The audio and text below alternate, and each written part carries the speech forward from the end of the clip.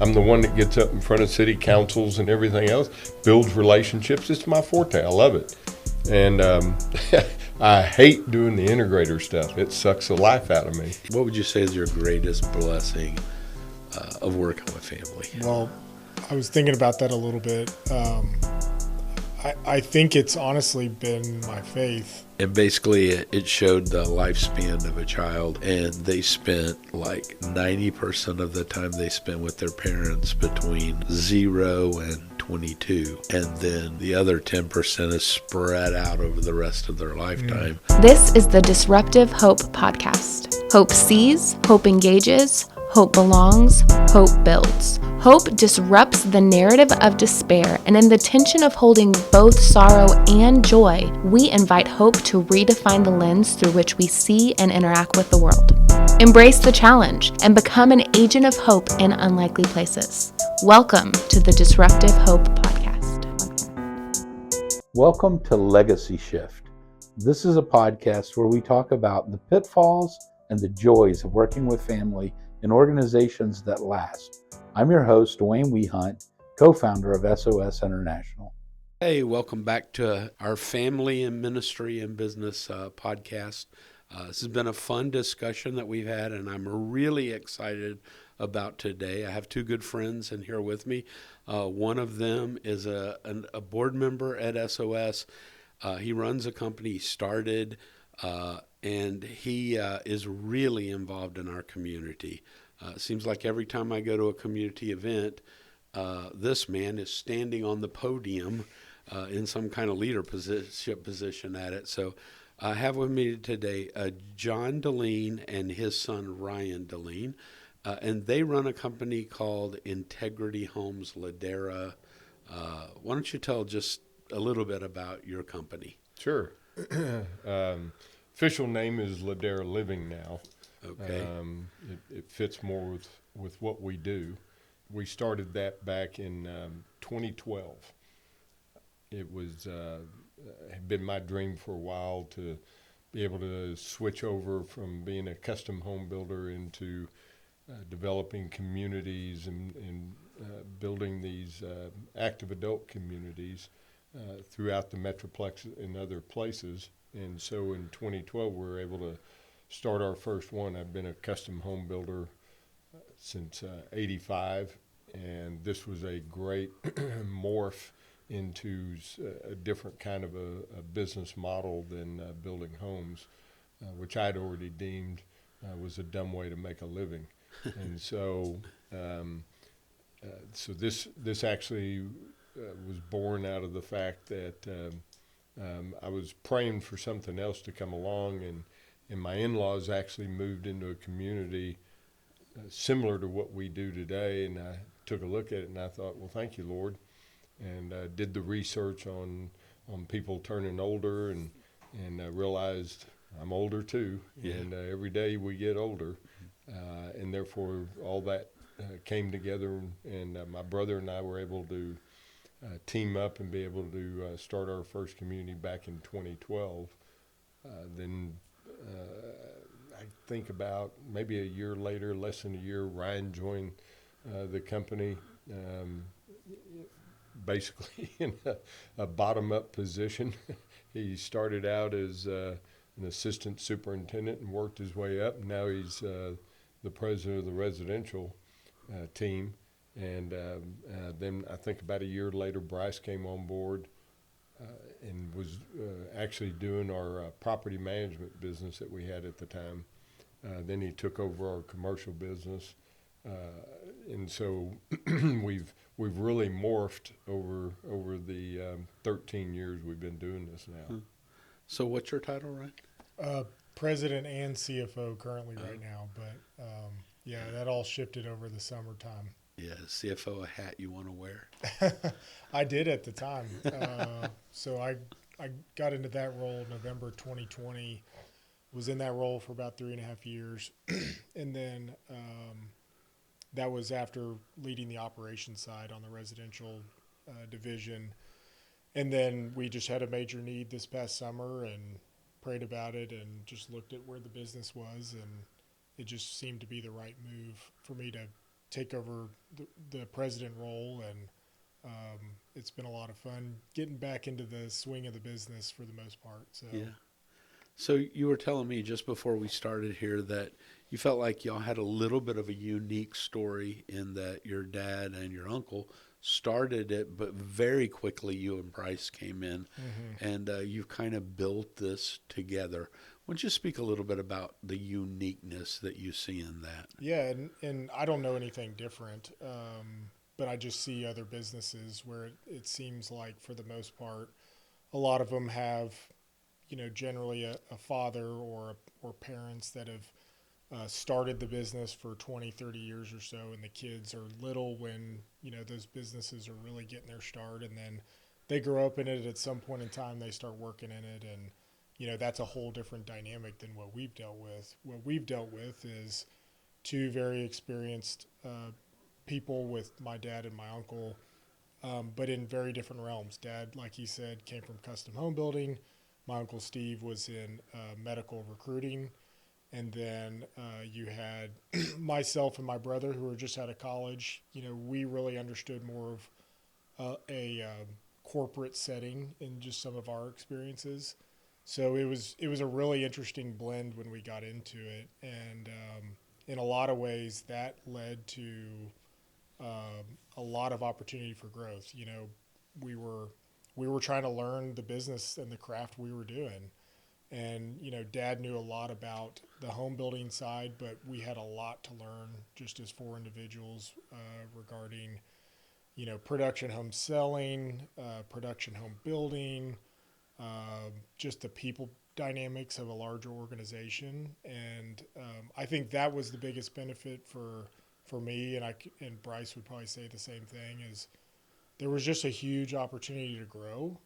Not everybody knew the answers, so a lot of times you were just out there trying to find the answers, and you'd seek consultants out, or you would, you'd get into these conversations with your family members, and that would spur on new thinking, or, sometimes even just proving a point to some degree.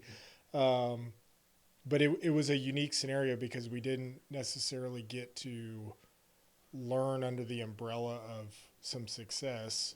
We were learning how to have success together, and it's been very challenging, but we've finally, it feels like, gotten to a stable spot with the structure of things and working towards it. So pretty exciting. That's really good. And just so our listener knows, how many employees do y'all have? We have 34 now. 34. And John, when you started this, did you always envision and hope that your boys were going to come and be a part of it? Yes. Yeah. I basically, we raised them as businessmen. Yeah. From a very early age.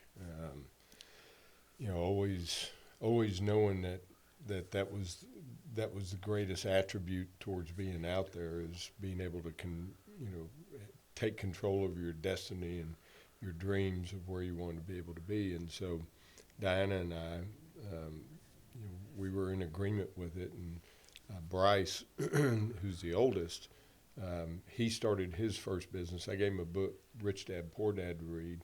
He was always a little bit more mature for his age when he was younger, and I think he was about 12 and a half when he got that book. I gave it to him to read, and after he read it, he said, "Dad, I want to go into business." And so, a little challenging for a 12 and a half-year-old, but I happen to know a friend of mine who had a window cleaning business, and I thought, well, there'd be a great opportunity there. So I remember he spent his entire Christmas break that year, that 10 days or so, working for this guy, cleaning windows. And he kind of got the short end of the stick. He didn't get paid, but he got the equipment to start his window cleaning business, which was a bucket, a squeegee, and something else, I think. So he got taken advantage of, but that's all right. He won in the end. And so before he turned 13, he was already in the window cleaning business. And I can remember he'd be pedaling on his bike and dropping off business cards on doors and Trophy Club. And then once he started getting them, then I had to haul the ladder, because he couldn't haul the ladder on his bike. So I had to haul the ladder and take it to his jobs, and he just grew it. And by time he was 16, he had already developed a couple of commercial accounts, and by the time he was 16, he paid cash for his first truck. Wow. And then then college comes along, and so he sells the business to his brother and keeps a royalty off the window jobs. And then he ultimately sold the accounts after he went to college also. And then Ryan, and part of the deal was that we were in that early generation of cell phones, and so part of that also is that they couldn't have a cell phone unless they had a business or reason for it. And so when Ryan came and said he wanted a cell phone, I said, "You got to have a business." Well, his brother was already doing the window cleaning, so he had to go out and start hustling mowing yards so that he could justify having a cell phone. So I killed two birds with one stone. There you go. You know, when we look at, we have some of the same dynamics in our ministry that you have in your business. I have, siblings that work for me, and Leslie and I are involved, and we're the founders, and a lot of the same things. However, my kids did grow up sort of in it. Mm-hmm. But, I can tell you for us, there's a real challenge sometimes as a family to turn off, and be a family. Talk about that. You guys struggle with that ever? Actually, it was the daughter-in-laws, right, that said, "Hey, not during family time," and I've really worked to respected that. Occasionally it bleeds in, but we try not to. Yeah. Really hard. Try not to. Just stay family. My wife's a nurse anesthetist, so she, when the families are together, she's the one that's usually talking about, trying to keep it out of business. But I know there's times where she is curious, because it's interesting enough that her parents actually were in a family business as well. So she understands the dynamic of it, and she's had a different experience than, my experience. Everybody's experience is a little bit different. So we do a pretty good job of turning it off, but then sometimes, it just works its way back into the conversation, because it's part of many of the stresses or the joys and, challenges and whatnot that we deal with. So. Yeah, we have the same struggles. Yeah. And, we might get in the middle of a conversation and then realize, oh, you know what? Let's don't talk about this till Monday. Yeah, that's right. But it's so easy to fall into it. Is. And us, like you, very passionate about what we do. Mm-hmm. And so, it's a part of who you are and what you do, as you said. And so it just comes out. You guys are a different generation. And generations think differently. Oh, yeah. Yeah, for sure. And, there can be a definite clash of ideas when it comes to how we move forward. So talk a little bit about, if that's true for y'all and how you mitigate that, and kind of, how you've worked around that, because I know it's a dynamic that has to be there. Well, I would say that we've not been good at it for many years. And one thing that changed recently was we started following the book Traction, or the EOS program, which is Entrepreneurial Operating System. They have a book called Rocket Fuel, which is all about the visionary, which is a position in the company, and then the integrator position, which is another position in the company. And by definition, I'm the integrator and he's the visionary. Yeah. And one thing it talks about in that book is that those discussions need to be held off-site, and there's a dynamic on how they work and all that stuff. So we actually decided to start doing that back in the late summertime. And I think that's been a huge added boost to our relationship. And not only that, but the clarity that goes through the business. So we usually try to save anything that is going to require or we think is going to maybe have opportunity for conflict for those meetings. The funny thing is, I think it's also like generally in those meetings, there's not a lot of conflict, because I think it's this safe space that's been created where we can come to the table and have a open conversation. Our minds are more prepared for it. In the past, I think some of the difficulty was that we were all in the same room with other leaders. Yeah. And a thing would come up and someone would share their opinion on it, and then we would just try to hash it out then. And then there were times where it would go well, and there were times it would spill over and create chaos. And I think it took us a while to learn how to deal with that. And quite honestly, I think it took a lot of paring back, the roles and who needed to be in what meeting, and the decision-making powers and trust on how we work through those things to finally get to what I think works. He may have a different opinion on it. But it takes time to learn those dynamics. Yeah. Especially when you've got similar personalities of, desire to win and all those other things that are in the mix too. So, yeah. Yeah, well, because that's the interesting thing. Prior to reading that rocket fuel book, every person that ever starts a business has to wear all the hats. Yeah. And unless you're one of these people that gets venture capital and can start out with 500 employees already, not. So everybody has to wear everybody's hat. And I always tell them, heck, I can remember many a night at 2 a.m. writing checks to vendors and subcontractors, out of the old manual checkbook on my knee, because you had to do everything. Yeah. And so because of that, I always knew what I was best at, but I was too involved in, for lack of a better term, sticking my nose in where it didn't really belong anymore.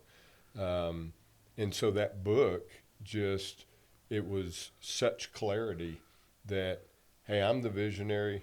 I'm the guy that helps put big deals together and big relationships and all that stuff, because I love doing it. It's my forte. I'm the one that gets up in front of city councils and everything else, builds relationships. It's my forte. I love it.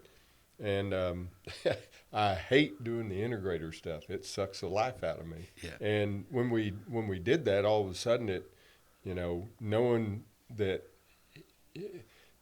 he really has some of both in him, but his natural instincts allow him towards integrator, which has made him a great president, because he shoulders all those responsibilities and leaves me out of the middle of it, but yet we still get to talk about all the big things like he talked about off-site, where we can put big ideas together and flesh through them, and then he gets to go implement them, gets to be able to hash them out with the leadership team. So it was very refreshing to read that and understand who I really was and what my role really was. Yeah. And it was refreshing for him, because now he had a convenient way to kick me out of stuff. Yeah. So. He had language for it. That's right. Yeah. Well, he always had language. Yeah. He always had language. Yeah, Just wasn't presentable. Come on. And I do think one of the biggest, we did a big culture assessment from our team and our leadership team back in the early part of the summer before all this shift happened. And one of the biggest complaints was lack of clarity. And I think there was really 3 voices going into the team. There was Dad's voice, my voice, and then our former president's voice. And not that any one of those voices was wrong. The problem was there was 3 distinct and oftentimes unique voices. Yep. And that just created a lot of confusion. Yep. And clarity has got to be number one goal for anything. I mean, it's the only way you're going to get that positive momentum in the direction you want, the speed you want, and all that other stuff. So. Yep. Absolutely true. The challenge for people your dad, my age is, like he said, we've done every job. And just to be able to release and trust. And I know what made a big change in me was just what your dad said, valuing the gift. Like, you have a gift and Bryce has a gift that he doesn't have. And your company is going to go far beyond because that gift is trusted and released in it. That's same true in our company too. The same thing. But I will tell you this, that's not an easy thing to do, is it, John? It's not, but Yeah. it's great, and I've never been shy about it. You know, I tell anybody that wants to listen, they're way smarter than I am about a lot of things, and but I think part of it's that entire generation that's younger than us learning things that, I mean, we all learn the ABCs and 1+1 and all that stuff, but it's the other things that they learned that we didn't know, and that just some of that goes back to technology. Yeah. In thinking that whole different way, even though, you know, I know technology, he knows technology. He puts together Excel spreadsheets that I look at and go, Yeah. yeah, Yeah. sure. And so there's that will allow us, you know, because I've talked about for a long time with our team, is that the deeper we go in people, adding people, the problem is the things we used to say when we started it, you know, it's the telephone game. They get lost in translation. And so now what he's done is this fantastic job of lessening the loss in translation. Yeah. You know, by putting together the processes and stuff like that. My processes were all up here. Yeah. And I was like, why don't you know them? They're in my head. Don't you know, this isn't difficult, but you know, it took somebody with his skill set to help change all that and put it out to where the company could grow way bigger, not than what I see it, but it's going to speed along and help get it there, because I have great dreams, great visions, and all mine come from God anyway, so I'm not worried about it. Yeah. But now, you know, there's really the people in place that can carry that forward, you know, maybe long after I'm not here. Yeah. You know, I think it's really interesting, Ryan, that you said you did a cultural assessment. And in a family type business, it can be a challenge to be an employee not in the family. Talk a little bit about how you see that dynamic playing out in Ladera. Well, it's funny you mention that, because one of our values is family. We're actually contemplating changing that right now, because not because we don't want it to feel like a family in the essence of it. It's because everybody has a different opinion of what family is to some degree. And really what we've started to harness is this idea that it's this dream team, or this team that, you know, it's unfortunately it's not unconditional love. Like, there is a moment in time where, you know, you're either on the team or off the team. And I think of it the same way in our actual family, is that I would hope that if I started to become a detriment to the business, not the family, because the family has unconditional love for me, but if I start to become a detriment to the business, that I know that my time can be up, because that's what it means to be on the team, which just happens to be a family business. Yeah. So I think what I'm really trying to say is we've had to try to we're working on how do we clarify all of this, because I think it can get blended together so quickly. Yeah. And a lot of times people get their feelings hurt, and it becomes really tough when you have to make tough decisions, because, you know, it's a family business, and people think it's a family, and some people think unconditional love. Yeah. And it's just, it's hard, because it's a business.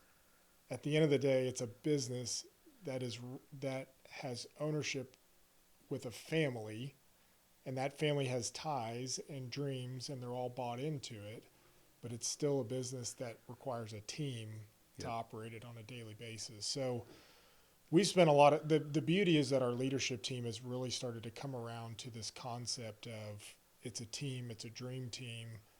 And, you know, and really thinking about the beyond where we're at right now, because as we grow, some of those things might continue to hold us back. But what we want people to know is that there's this family of unconditional love that is making the larger decisions of the company, and we hope that people can feel comfort in that because it is this family of believers at the end of the day who are going to care for this business with unconditional love. Yeah. If that makes any sense. Yeah, it does. Yeah, because I still remember all the times I used to, when we'd bring other people on, when they were still new in the business, and as we grew, we had to bring other people on. I'd always tell them the same story.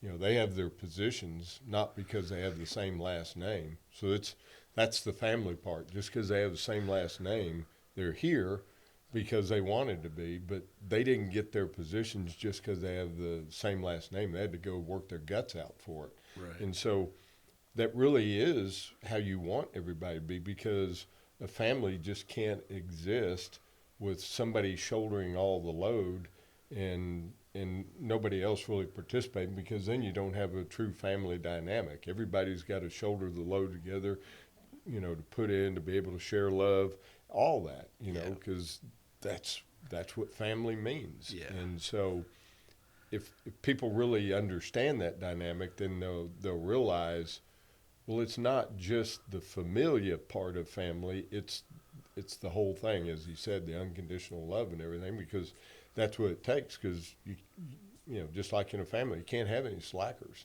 Yeah. And we've been really blessed as a family because we are together. We do vacations together. We do trips. We we spend time. We celebrate together. Do all those things. And the sad part is, not every family is like that.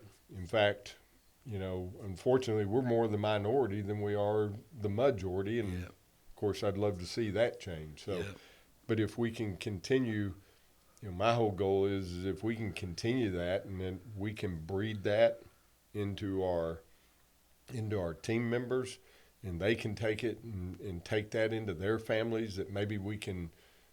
We won't change the world, but we can begin to start changing parts of it, of how people view overall. Yeah. And maybe we can teach people, other than what the culture of the world is trying to teach them. We can be the non-cultural change agent that helps by, our definitions, our love, people seeing the Christ in us and how we deliver that to everybody. Yeah. My dad was a coach. And I was fortunate enough to play on teams that he coached a few times. And I think the outside perspective looking in is that, you get favoritism. No. You don't get any favoritism. In fact, you have to do everything harder, better, faster, everything.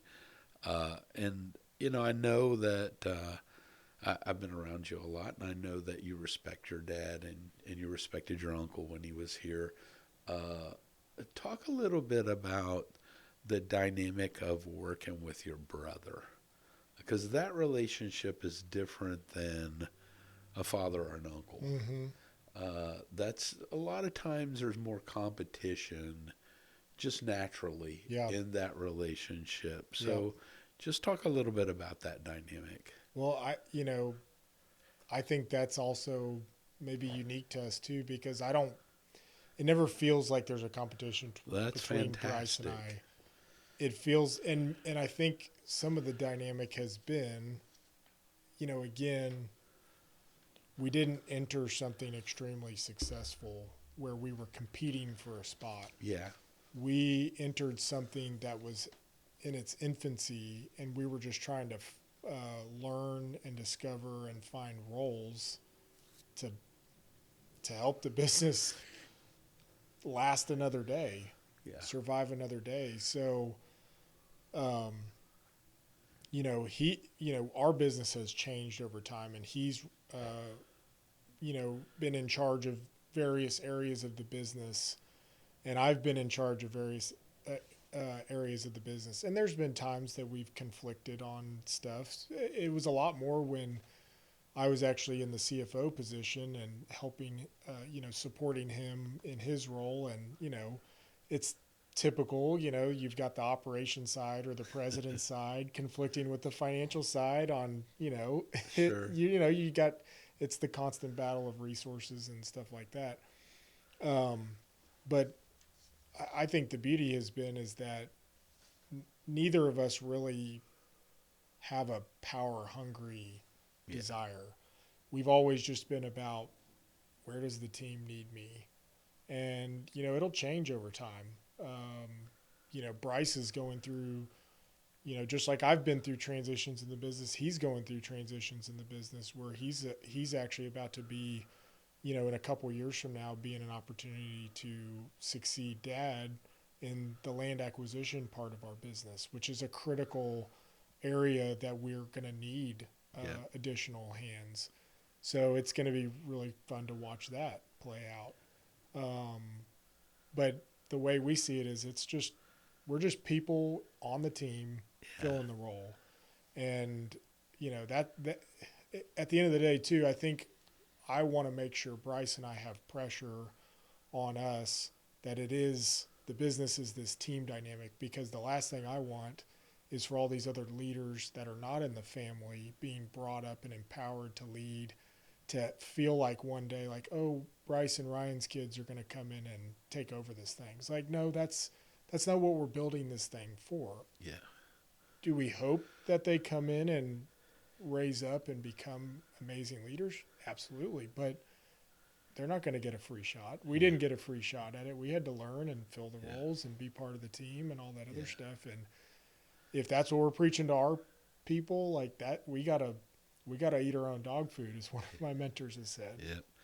There's a quality that I think we've identified as we've talked about this dynamic that makes this work or not work. And are your values the same? Are you trying to accomplish the same goal? Mm-hmm. If you're not, then it's not a great thing working with family. That's a good point. But if you are, man, such a blessing. Oh yeah. If the how you get to that is the problem, I think a lot of it's solvable through trust, through respect, through communication, through structure. Yeah. If it's the what you're trying to achieve or the why, and those are differences, it probably not going to work out. Yeah. That's what I've seen. Yeah. Well, touching on what he was talking about in your question, what's most enjoyable to his mother and myself is the fact that not only do they each have major roles in what we do, but outside of it, they're friends. Yeah. They live 4 doors apart from each other. Yeah.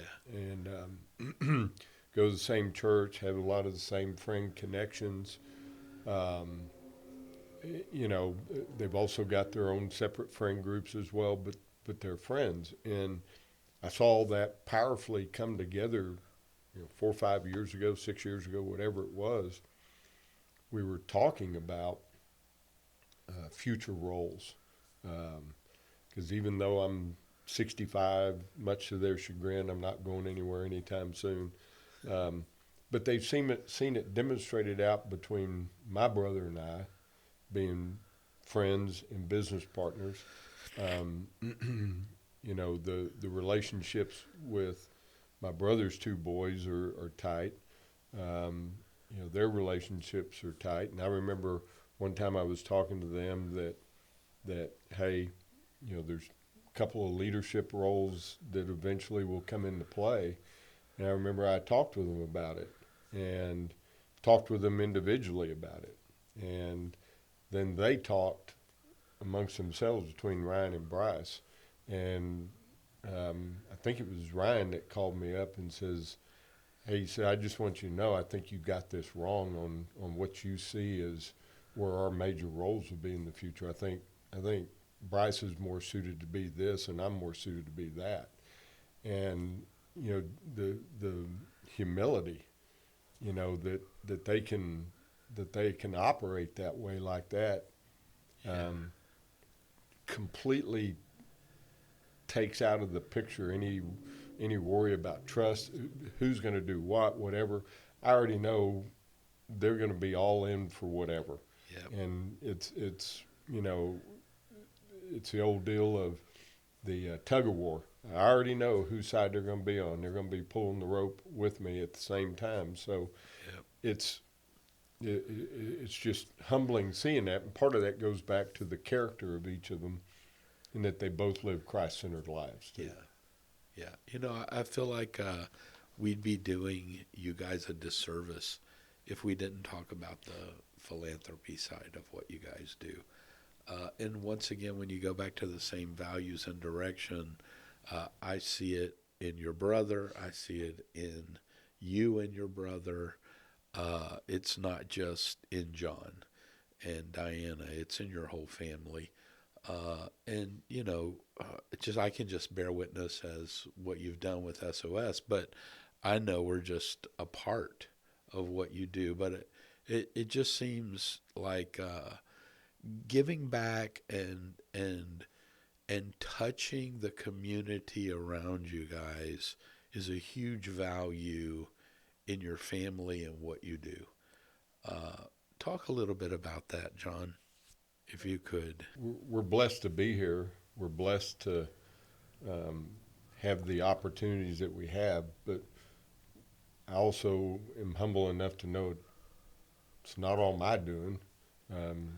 God gets the glory for it, but then it's also the connections of all the people that have been involved throughout that process. I can remember during the Great Depression from 2008 to 2012, which is really when I wanted to start all this, but couldn't because of the way the economic world was. And I can remember you telling me, hey, it's going to be okay. You're going to get there. And it was a time that I was like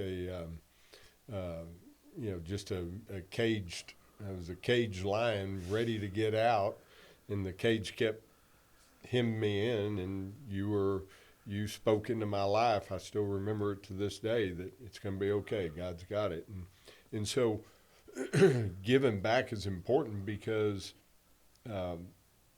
it's who we are, and it tells everybody that we're just one little old piece here, and there's something way greater than us that's at force here.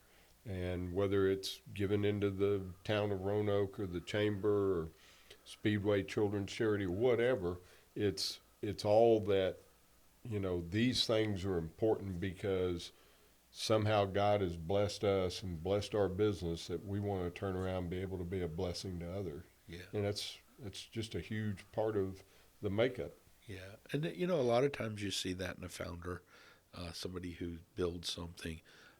But to see that in your children is such a blessing. And, speak a little bit about your heart with that, because I know it's there. Yeah, absolutely. And I wish I could do more. Monetarily, we give quite a bit, but the time-wise, I wish I had more time to give. I really do. There's so many things that I'd love to serve on and give back, but with the season of life, with business the way it is and young kids, it's just hard to be able to find that. But another interesting tie with my wife's family is my brother-in-law started his own ministry. So I serve on his board, and, we work with him quite a bit as well. And what do they do? So All Access helps other ministries with their funding, essentially. They help raise funds and they find the most efficient and well-run worldwide organizations in various areas, whether it's through, water needs or just getting the gospel in unreached areas. But anyways, I've been able to now experience some of the things that Dad's been able to experience with SOS in a smaller startup opportunity with my wife's family. So I get to see some of those things, and that creates connection between him and I. Yeah. So it's just there because I just, and I think he's brought that into myself and also my brother, as it's just like it's a given. It's part of the responsibility of leadership and part of the responsibility of just stewarding the resources that you've been given. So I'm excited to see where that goes going forward, and even we've spent some time with our business trying to align SOS as our as the organization, our philanthropic organization, because we, again, going back to Dad was saying it's been up here, what we found was outside of the golf tournament, our team really didn't have much connection with SOS. So we're like, well, if it's important to Dad and it's been important to a lot of the other members of our team, like we need to do something different where our team is giving more time or just spending time around SOS or just understanding the organization. So it's been trying to bring that clarity into the team, because we believe that beyond the helping towards the actual ministry, we want that to also change the spirit of our individual team members and their families as well, because we want them to be successful one day, and we want them to have this spirit of giving that Dad has brought upon us as well. So yeah. In fact, we're starting a new initiative with you guys, right? And I know that it's been going through our copy and whatever, but you're going to give a certain amount of money for every home that you sell. Yep. Is that right? Yep. Yes. Yeah. That's so long time ago, we had an initiative called Ladera Gives Back, and there was various other organizations that it was geared towards, but it was one of these things that one person had this idea and we went with it, and our team didn't really understand it, didn't really know about it. There was no rallying cry around it. So we've said, okay, let's just focus on one thing. And it's like we already do these SOS golf tournaments. People understand the story a little bit. Let's focus on that. So now we're trying to retool it all. So we got all of our team aligned with SOS, giving back every time we close a home. Wow. Just the excitement with that. We've talked about having hopefully starting next year, our team member of the year is, gives a big check to SOS at Evening of Hope or something like that. So we want to bring it into the forefront of our team, so that they take on that giving attitude as well. Well, thank you. I just say that for sure. Well, it starts with him, and yeah. Again, we just try to figure out how to make it, repeatable and fun and engaged for everyone. Yeah. So let's end with this question, okay? What is the greatest blessing that you have by working with your family every day?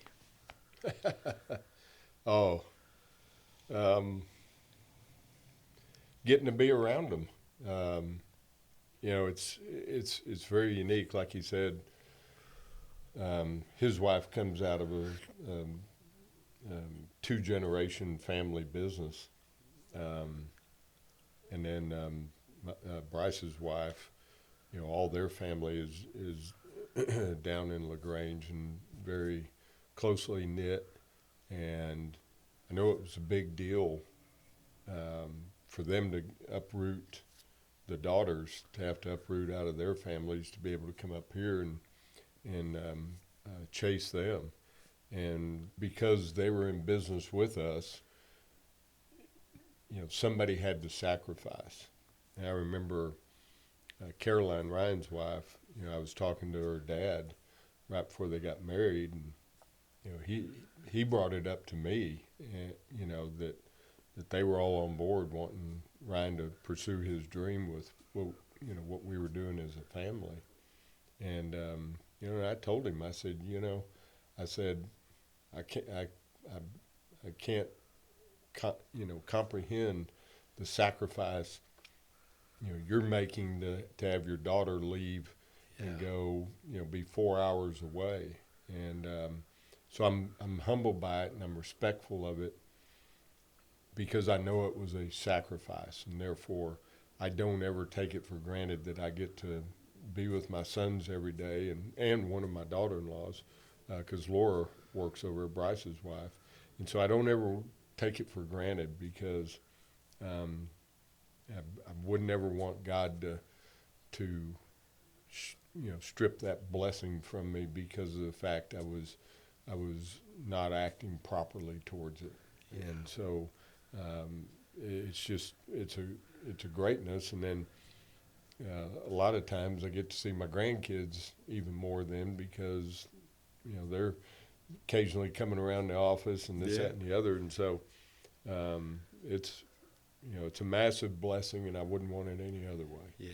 Probably one of the reasons I keep sticking around so long. So. Noah, my son, he sent me this little thing one day. I think it was TikTok or something, and basically it showed the lifespan of a child, and they spent like 90% of the time they spent with their parents between 0 and 22, and then the other 10% is spread out over the rest of their lifetime. Which, that I think that's normal. But boy, I sure enjoy being able to be with my kids and seeing my kids, and like you said, seeing my grandkids, and being involved in watching them become a part of a team, and watching them thrive in that team. It's just such a great blessing. What about you, Ryan? What would you say is your greatest blessing of working with family? Well, I was thinking about that a little bit.